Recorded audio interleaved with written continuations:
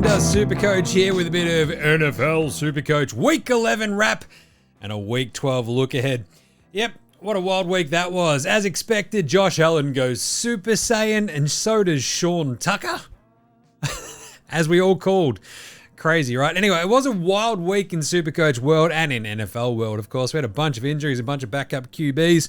Interesting scores across the board. We'll get to that in a sec. I had 530 for the week.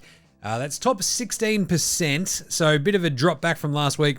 I fell back down to 179th overall for the season, down 51 spots. Still top 1% for NBA and NFL for me at the moment, so still thumbs up.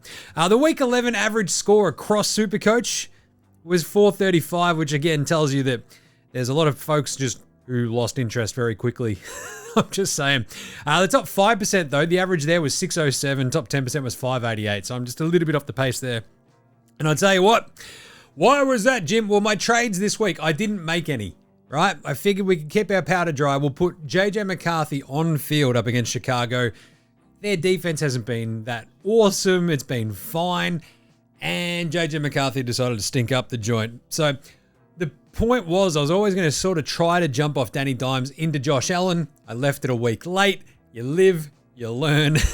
That, like, McCarthy sucking and Josh Allen dropping 89 is a real kick in the guts. But anyway, that's the second highest score all year after 95 for Jonathan Taylor. Not bad from Josh Allen. But still, outside of that, the big story obviously this week, Josh Allen had 6 touchdowns. That's pretty good. Otherwise, it's injuries. A lot of injuries across the board. I mentioned the QB injuries. You got Aaron Rodgers with a broken wrist on his left hand, so we don't know what's going on there. Is that going to be Mason Rudolph next week? We don't know. Jalen Warren, his running back there in Pittsburgh as well, went out of that game. Kenny Gainwell went off in his place. Jalen Warren may be back next week. What does this mean for DK Metcalf and co? It's probably not great, but Mason Rudolph was fine in place of Aaron Rodgers, so you can take it. I don't know. Michael Penix is out for the season for Atlanta. That is a tough one. In comes Kirk Cousins. Out goes Drake London with a PCL sprain. He's out for at least a week. He's going to be week to week from here on out. So the big question is, do you trade Drake London? I mean, for a bit of perspective, Drake London leaves this week, right? Doesn't play week 12. The receivers that are playing for Atlanta this week have 35 total catches and 447 yards between them. That's 25 fewer catches and 363 fewer yards than Drake London has by himself. Yeah, he's pretty important. Anyway, so that's going to be a bit of a tough one. I don't know. I don't really like risking PCL injuries as well. Atlanta are going to be looking at this like their season is done with no Penix. With a fairly serious injury that Drake London is carrying, I wouldn't risk him. So I don't know. We'll probably trade him out. Jamar Chase got suspended for spitting as well. That's a big one too, isn't it? Jeez. Yeah, that's a real tough one for coaches. He's got a massive break even now. He had a stinking week anyway. So we'll talk about that later in the trade chatter. But in terms of other actual sort of, injuries out there, Jameis Winston came in this week for Jackson Dart. He was fine. It was pretty fun. I just love Jameis. I'm just kind of here for it. Shadur Sanders came in for Dylan Gabriel as well. So there's maybe another possible cheapy QB option for a bench as a bit of a downgrade target in a week's time. So we'll keep an eye on that as well. But he also wasn't very good, so it wouldn't be a giant surprise if Dylan Gabriel just goes straight back into Cleveland once he clears concussion protocol. And Davis Mills, CJ Stroud, has already been ruled out this week for Houston because they play on the Thursday night football game. Davis Mills Mafia gets another crack. Nico Collins is loving it. He's like, this is great. Davis just throws me the ball all the time. So, yeah, I'll pay that. Right, otherwise, we're not going to go through every performer at every position this week. Just sort of the top, few that were there. Josh Allen has the 89, McCaffrey 65. He was really, really good, McCaffrey, especially on the ground finally. Sean Tucker has 65 as well. Bryce Young 63. Trevion Henderson 59. Bang! Love that for my Pats. He's going to go shoom. He went up 4.5 mil this week. That was huge. And has a big, big, big break even, which we'll talk about in a second. Well, like big as in minus, and it's going to be awesome. Ted McMillan also went huge finally. 58 for him. Went up 1.7 mil, 11.7 mil there too. Bijan had 55. I had him captain, so that was at least a little bit of a saving grace. He's the top 7th highest scoring player for the week. I'll take that. It was fine in the end. Michael Wilson with Marvin Harrison Jr. out, rips off 52. Kenny Gainwell had 51 with Warren out. 49 for Dak. Because of course he did. Yeah, trade out Dak. Boom, bring in Drake May, and Dak starts outscoring Drake May. Here we are. What a world. I love SuperCoach. 49 for George Pickens. Jacoby Brissett completed a record 47 passes this week and managed 48 SuperCoach points. That's a tough one, isn't it? Trey McBride had 45. He is the best tight end in SuperCoach right now. George Kittle, 43, not far behind him. Steelers defense had 42 as well. Right, so the big surprises for this week, obviously the 89 for Josh Allen. No one's expecting you to go for 89 in a week. Josh Allen went, don't really care about this Bucs defense. Check this out. Bang.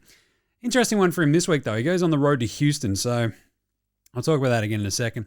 Ted McMillan's 58. That came, kind of out of the blue. The Atlanta secondary has been pretty good all year, and Ted McMillan is just pretty good. Travion Henderson, the 59, he ripped off those big runs again. Just sort of kept falling into the end zone. 3 touchdowns, he was great. Sean Tucker, 65. Bit of an interesting one. You can clearly run on the Bills. Flip side, you can clearly run on the Bucs. So when they played each other, it was just the wildly movable object versus the extremely stoppable force. Michael Wilson without Marvin Harrison Jr. mentioned that. 52, he was really good. And so was Greg Dortch. So good job by the Cardinals receivers. Gainwell's 51, very cool. Jameson Williams had a big catch. Not a massive week. Devon Achane, he managed 38 points. He had a really big week on the ground. He just never got in for the actual touchdown, which would have really helped his score too. So there's your big surprises. The biggest flops, how about Jamar Chase against Pittsburgh? 9 points.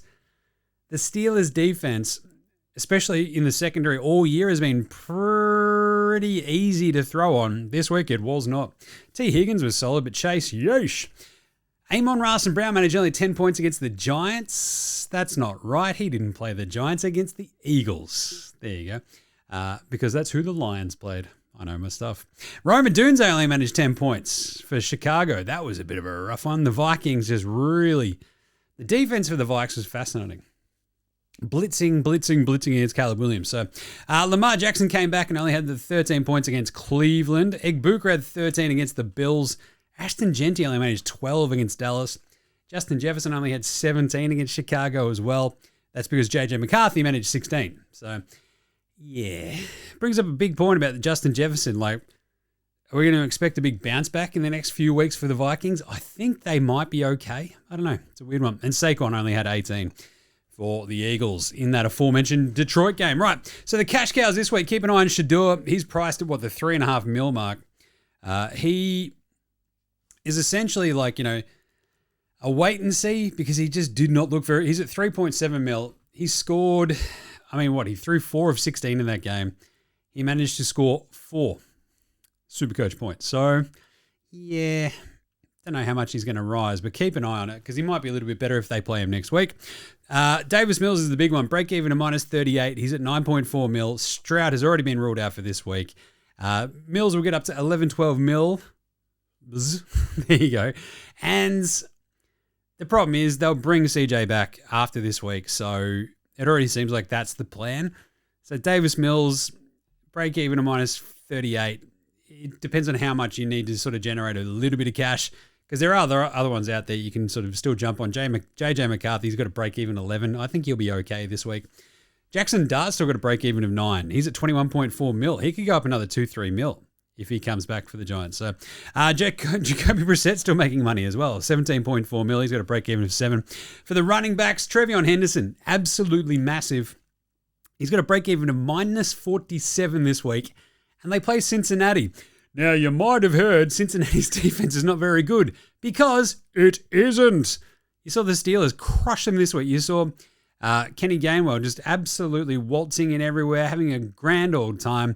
Trevion could go massive again. He's priced at $12.4 million. He could go up another $4 million this week alone playing Cincy. Who knows? And then he becomes suddenly this elite running back option. I said all year on NFL Australia that the plan hopefully was that they're just sort of saving Travion Henderson for the back half of the season. That's seemingly what's happening, so fingers crossed. He's an interesting one. Sean Tucker has the break-even of minus 27 after his big week at 9.1 mil, so that's a bit nicer too. Devin Singletary, because they're just like, right, we're going to run the ball, say the Giants.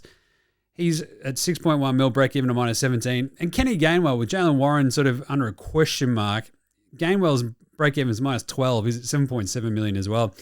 That role will likely change a little bit. But otherwise, he's not that bad. I'll tell you what. Wide receivers, Ted McMillan goes bang. He's got a break even to minus 13 now. He could go up another 2 mil from his 11.7 right now. Jacoby Myers is an interesting one to keep an eye on for the Raiders, but they're just so bad. I don't want to trust any of them. Michael Wilson, though, break even to minus 19, priced at 8 mil. Marvin Harrison Jr., the concussion protocol might be back next week. It's a tough one, right? Because that's a nice price point, but do you trust the sort of output? Jacoby Brissett's going to keep throwing the ball. The Cardinals this week, I mean, can you see them this week really sort of replicating what they managed to do last week? This week, they go up against a slightly interesting Jacksonville team who just absolutely stymied the Chargers, but I don't know. Arizona, it's a bit of a weird one. T. Higgins is very interesting to me. -1 is his break-even. No Jamar Chase seemingly this week, priced at 15.9 mil. Up against the Pats secondary this week that you can throw on. So T. Higgins, I reckon, is in for a big, big week. Yeah, and what? Shaver, he's got a break-even to -13 on Buffalo. 4.8 mil. There's a really super cheapie for you. Tight ends, Juwan Johnson, break-even to -8, but he's so boom or bust, it's a bit tough to trust him. Basically, the tight ends, it comes down to the 3 big ones, right? Well, 4, kind of, I guess. Trey McBride, Brock Bowers, George Kittle, and Tyler Warren, right? Tyler Warren was on a bye this week. If you've got a combination of those 3, you're probably fine. McBride's now up to 18.6 mil. Bowser got a big break even because he only managed 21 this week, 15.9 mil. Tyler Warren, 10.9. Everybody else outside of that, it's a little bit iffy, right? So I'm just sort of trusting them. The Rams tight ends, if you really need a cheap, you need to free up some money, like Colby Parkinson, break even to -10. He's at 5.7. Kittle's only 14.6. He's going to go up as well. He's a break even to -2. Kickers, I mean, yeah. Tyler Loop, already owned by 50% of coaches. He's at 9 mil, break even to -4. Cash him out next week, I reckon. Get another cheapie. Or you can roll with him and cash out whoever else you've got. Tyler Loop's been fine, but Baltimore's offense at times is just, I don't know, it probably works in his favor that they're kind of crummy at times. So the other one is Jake Moody, 10.7 mil on the bye this week. He got signed by the Commanders. He was pretty solid when he came in for Chicago. Anyway, defense, special teams. I mean, actually, the other cheapies in the kickers, you got Harrison Mevis, break even to 2, scored 6 this week. Break even to 2 this week, 3.7 mil. Don't think they trust him. So, yeah, they've got a kicking problem there in LA. And Havrisik's the same vibe, right? In Green Bay, they might just be both cut this week. So, just keep an eye on that. Defense, special teams, the Ravens are getting a lot better. They play the Jets this week, break even to 12. 7.5 mil is where they're priced at. I really like the Ravens this week. Seattle's at 10.4 mil. Their break even's 10. They've been looking awesome, and they play Tennessee. Yeah, love Seattle too. Philly, really, really good looking defense at the moment. They're like Jalen Phillips being added to that team is massive. Break even of 8. They're at 8.6 mil. And Pittsburgh as well. Break even to 0. 9.7 mil. They're really rounding into form too. So your trades this week, what are we looking at? Oh, well, with the buys, you got Denver, Miami, the Chargers, and Washington. So that, for me, it leaves RJ Harvey and Kamani Vidal, my backup running backs, on buys. So fingers crossed for me that JT, CMC, Gibbs, and Robinson are all okay. Yeesh. But obviously it means that there's no Devin Achane. It means that all the Washington folks out there like Debo, etc. Outside of this as well, like the Chargers, like Ladd McConkey, Quentin Johnson, all missing this week. So, yeah, it's a bit of a rough timing for a couple of these buys, but still. The trade candidates are obviously Drake London. If you don't trust the PCL sprain, and I kind of don't, Kirk Cousins, when Drake London has been thrown to by Kirk Cousins, he's like ranked like way down the list of wide receivers, like to the point where it's like wide receiver 30 to wide receiver 55 week on week when Kirk Cousins has been his QB. It's weird. Penix love throwing to Drake London. Kirk Cousins, oh gee willikers, my name's Kirk. Not as good. So, yeah, I am probably going to jump off. Jamar Chase with a break-even to 66. He's going to miss the week.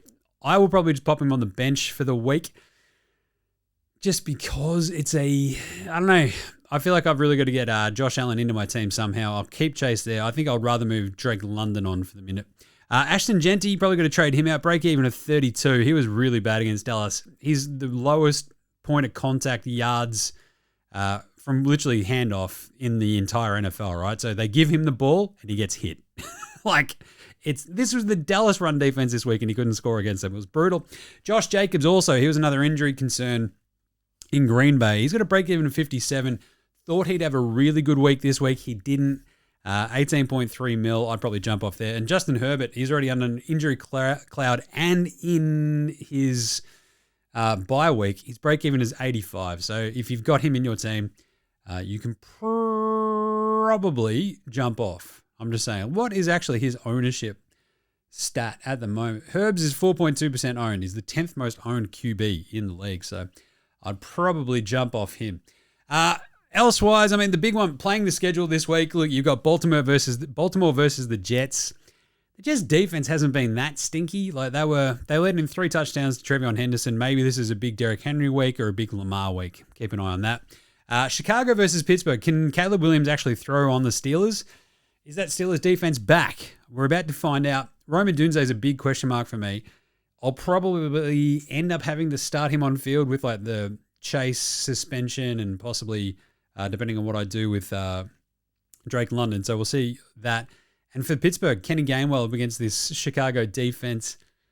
Mason Rudolph, I don't know, I feel like it's leaning a lot towards Chicago. Pats versus Cincy. Woo! Trevion Henderson, he's going to go bang again, surely. A couple of the pass catches, like I really like Drake May in this one too. I think they'll, look, the thing is it'll be in Cincy, but I don't know, that Cincinnati defense has been shocking all year. Pat should have a pretty big game against them. Seattle versus Tennessee, that's a big JSN game. Good luck trying to pick their running back of the week who's going to go bang, but still, Tennessee haven't been that good, obviously. Detroit versus the Giants. The Giants, look, they have these weird games. Detroit will be out for blood after a big loss to Philly this week. They go home as well, so they're indoors. I love Amon-Ra and Gibbs this week. The Raiders play Cleveland, so Quinshon Judkins, maybe keep an eye on him. If you've got him still for the Browns, but otherwise, Bowers up against the Browns. I don't know. I've got the big decision. Do we play Bowers or do we put Tyler Warren on field? I am leaning towards Warren. But Bowers, look, sometimes it just doesn't matter. And Cleveland, they are good. They might just bury poor Geno Smith, though, in Vegas. So, I don't know. That's going to be a decision for me later in the week when we do the team reveal. Saquon versus Dallas. The run defense for the Cowboys has been a little bit better. So, look, I don't know how well Saquon will go there. CMC, Christian McCaffrey versus his old team, Carolina. That'd be interesting too. And the other one on the flip side, Indy versus KC. Jonathan Taylor, Rashee Rice, Michael Pittman, Alec Pierce, Kelsey. It feels like points will be scored in this game. It's just really hard to predict where they're going to come from. So Jonathan Taylor, kind of almost think about him as your captain. I think he's got a big projection of 56. I just don't know how he's going to go against that KC defense, right? My trades, I've got 8 left, 7 weeks to go in the season, of course. Chase out for a week hurts. Drake London gone for a week at least too. I'll probably move on Drake because even if Drake London comes back in 2 weeks, Kirk Cousins just sucks, and throwing him the ball, it's going to hurt. So I'm probably going to go Danny Dimes to Josh Allen this week because the Dimes matchup against Kansas City isn't great, but, I mean, Josh Allen has Houston in Houston, which, again, isn't awesome either, but I kind of trust Josh Allen a little bit more just to have a really, really high floor against whoever he's going to play, and I'd rather get him in my team right now for the stretch run because he's got a break-even of 18 this week, Josh Allen. He's going to get to about 30 mil. So if, like, basically my jumping off point is essentially getting smaller and smaller and smaller, it's going to get more and more expensive to get him into your team. So now is probably the week to do it, i.e. if you want him, you got to get him now. My big thing, obviously, as I said, wanted him in last week, didn't really want to burn a trade just yet, sort of figured how we go, that backfired. So I'm just going to get him in this week. And Drake London, I think, I would rather get Amon-Ra and Brown in, but I don't think I'll have enough cash. So it'll probably be to Justin Jefferson, because I feel like still pretty widely owned. He's like the name at the moment that I'm looking at the most. But I mean, it's because like with the likes of McConkey, etc. on bye, I think Jefferson is still owned by 37% of coaches, which I don't really like, but I think they play Green Bay this week. Green Bay's defense is pretty solid. JJ might have another shocker. Justin Jefferson's already shed $850K, but I feel like there's a big bounce back. I think they're just going to force it to him and Addison a bit. Because the other options are pretty, especially around that price point, to get pretty thin on the ground, right? It's Marvin Harrison Jr., it's Troy Franklin, Michael Pittman, Chris Olave, like just sort of names like this that aren't wildly inspiring. The other one is, I guess, in Atlanta, where you go without Drake London, suddenly Darnell Mooney at $5 million gets very interesting. He's in 2.1% of teams at the moment, and he's a very, very interesting sort of, downgrade option that might make you an absolute butt ton of money in the next couple of weeks. So get him in for this week. It's JSN versus Tennessee, Amon-Ra and Gibbs versus the Giants at home, Lamar versus the Jets, possibly. That was the other thing, like the decision between Josh Allen and Lamar for this week. I just don't know how healthy Lamar is and how he's going to be for the rest of the season, where Josh Allen just looks awesome. He's already got this massive 89 in his score cycle now as well, so he's not going to drop in price for a couple of weeks. So I'm going to get, probably him. The captains, speaking of which, Josh Allen's probably going to get the VC on him this week if we can pull off a loop with a couple of buys still out there. Christian McCaffrey versus Carolina on Monday Night Football is a good one. Jonathan Taylor versus Kansas City. The KC situation at the moment, try picking that game, right? Indy coming off a bye. They look okay, but geez. JSN versus Tennessee is another really good option. Drake May versus Cincy as well, but Josh Allen VC probably into JSN against the Titans is where I'm going to go. Nice one. So that's a big week ahead, all right? That's it, though. Week 11 wrap, Week 12 preview for NFL SuperCoach in the bag.